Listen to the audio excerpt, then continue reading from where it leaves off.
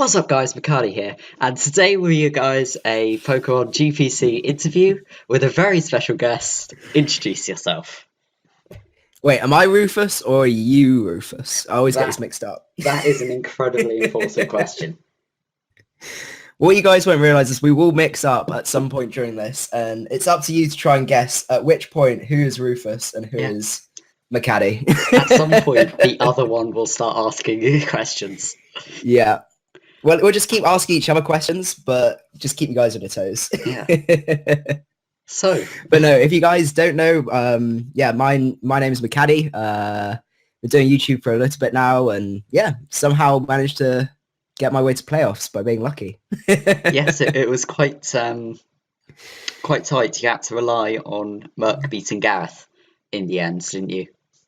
Yeah, it was yeah, that was a pretty close one, I must admit. It was that last match was so painful. The sleeping, like if I had woken up one turn before, it would have been fine, but because I didn't, I had to basically rely on Merc beating him. So luckily he did. So that's Yeah. good. Um, did you approach your game with Melon, which was your last game because week 11 was a forfeit? Mm. Did you approach that any differently? Knowing it was your last game and it was a must win or kind of a must win? Um, so I wanted a combination of both, like finish the season, both were a combination of trying to win, obviously, but then I wanted some memes as well, and I had a look at his team and I was like, I loved using Power Up Punch Mega Lopunny before, and just looking at his team and the fact that Mega Lop outspent everything outside of like Scarf Lando Eye and what was it, Scarf Crobat, if I remember rightly. So it looked a really nice set to have. So I was like, okay, we'll just build around that as a meme, get rid of his walls if we can, and then just try and sweep him from there basically, and finish the whole season with a bit of meme out, but also win. Yeah, I think I did have a practice battle against Melon during, like, before that.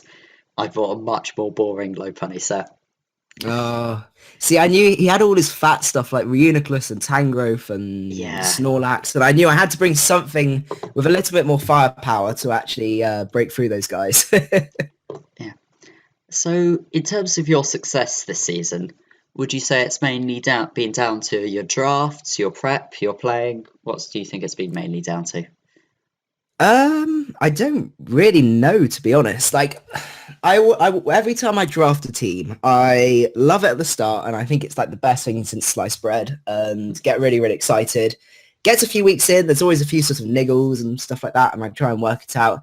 And then after a while, like the cracks start to show. I think half my problems probably I need to be a better drafter, really, and I have always end up having problems with the team, and it never does like it doesn't go as far as I expect it to go, and then I just end up disliking it. And then later on, I get an idea of how to use it better, and normally my seasons pick up. So it's sort of like good to start with like a honeymoon period, then I hate it, and then it's sort of I learn how to use it, and it sort of picks up from there in the last sort of 3-4 weeks, something like that. But yeah, so I think it's been the combination of that. I think like Lando Eye has always also been a bit of a point of contention. Like I thought Lando Eye was going to be a good idea for me, but it Yeah, didn't really and then work you ended out. up dropping it. Yeah, it was like five. It was something like was it 6-4 or 5-3 or something like that by the It end of the season. it No, says no, no, it's three nine and and five. That's six. it.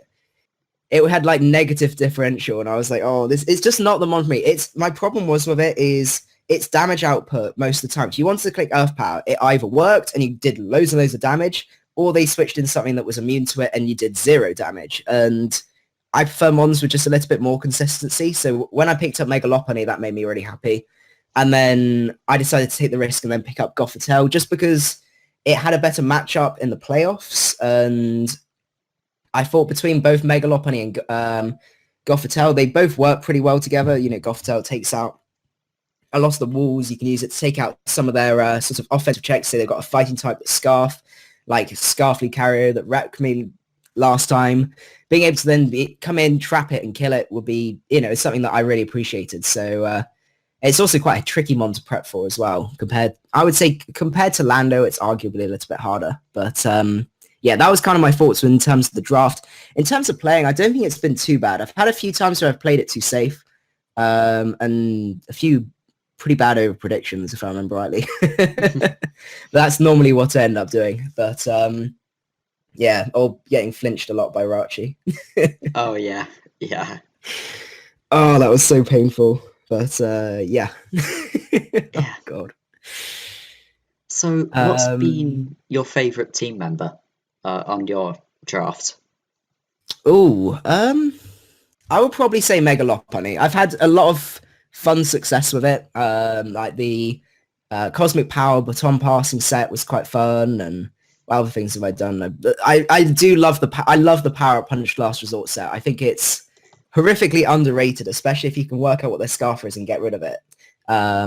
Like for example, as I said, with like the last match, if I'd have woken up that turn, I just steamrolled through the entire team, and it's crazy the damage output from that thing. Like I remember when I first used it, there was like I did the calc versus standard defensive Magic Guard Clefable, and it like OKOs it.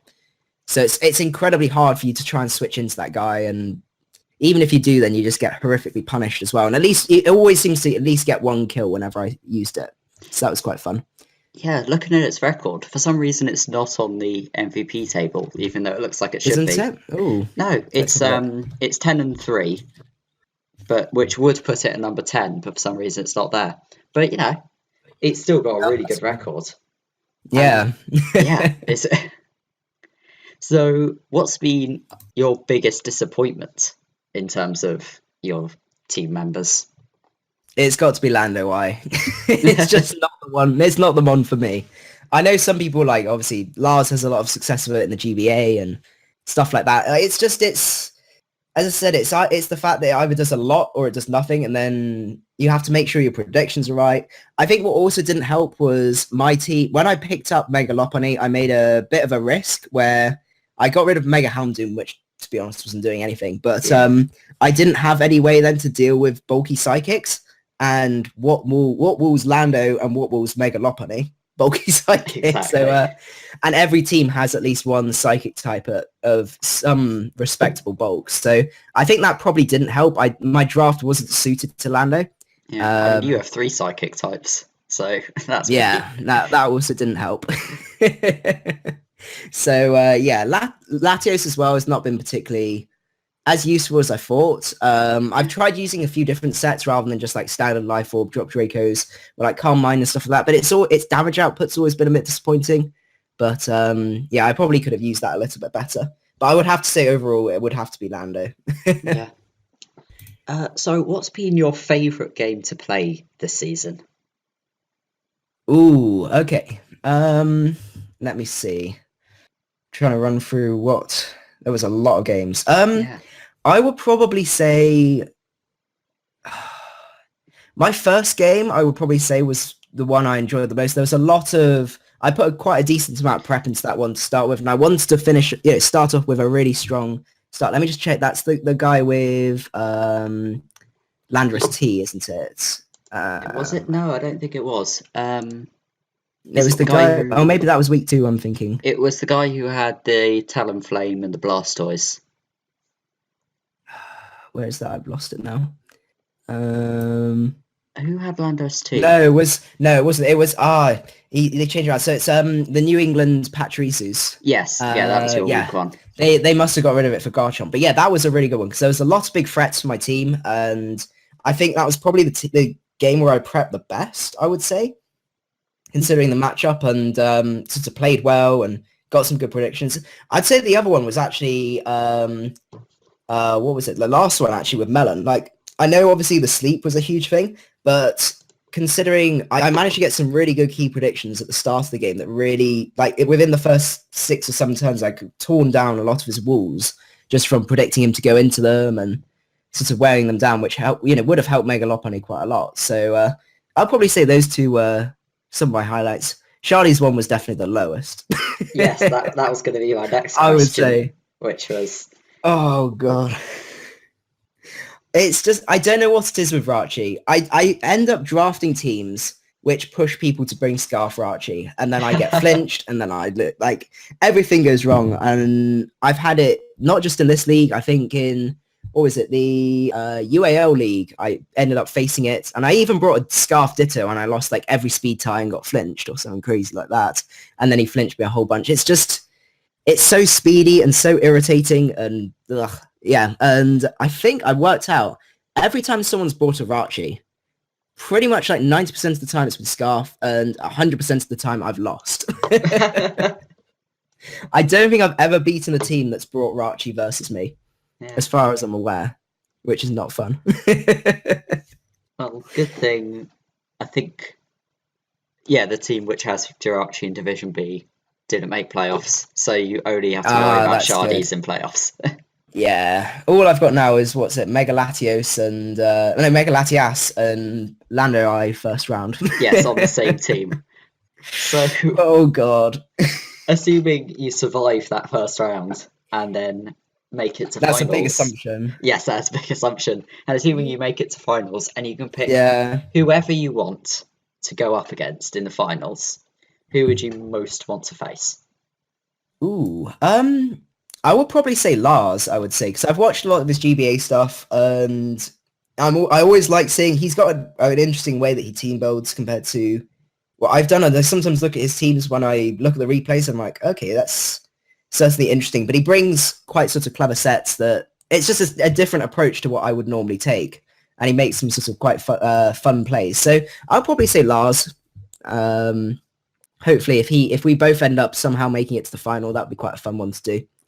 Yeah, and who would you least like to face during the whole playoffs? It would be Joras with Mega Latias, but there's not much There's no avoiding that. That's your round one. Yep. I think Lars was the only person who didn't say Joras.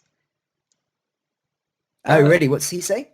He said... Oh, I didn't say... Oh, yeah. Yeah, he said Merc, actually. Merc, okay. Which one's... What's Merc got? I haven't checked, actually. I haven't really had a look at the second kind division. Of bulky team. But his reasoning was he's fought all of the others. But has he fought you? Have you fought him yet? I don't know, but he knows how to play.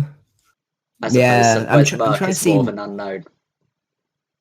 Oh, which one's Mark's team? Oh, the Clefable Mega Venusaur one. Yeah, that one. Oh, yeah, that's a horrible one. No, that's fair. Yeah, it's and none of the teams are particularly fun to face. Not really, no. Yeah. Oh goodness. It's just that it's the map that I got to prep for both Mega Latias and Lando I that I'm not looking forward to. And there's still threats like for Alligator, Sylveon, Darmanitan. Oh goodness. Yeah. How do they let him get this team? It's just crazy. I don't know how Mega Latias dropped to round 3, but it did. That's just insane. Absolutely insane. Yeah, that is crazy. So, I'm out of questions. Do you have any final statements, comments, anything? I'm trying to think. Just because you think Landawai is good, don't always just draft it because it's there. Because I had a whole plan thrown together, and then I was like, wait, Landawai is still here. I'm just going to pick this up. And then it was the biggest mistake. So I wasted a whole load of points and had to make lots of cuts that I shouldn't have done. But, oh, well, I still made it here, so that's good. Yeah, exactly. And you've got a really solid team to go with you. Yeah. It doesn't get bought by Mega Latias. Exactly. Oh, goodness. My expert belt for him may come back, we'll see. Ooh, that would be cool. Hints. Yeah. So, yeah, thanks for coming on. Been great fun. That's no problem at all. And good luck with playoffs. I'm going to need a lot of luck. Yeah.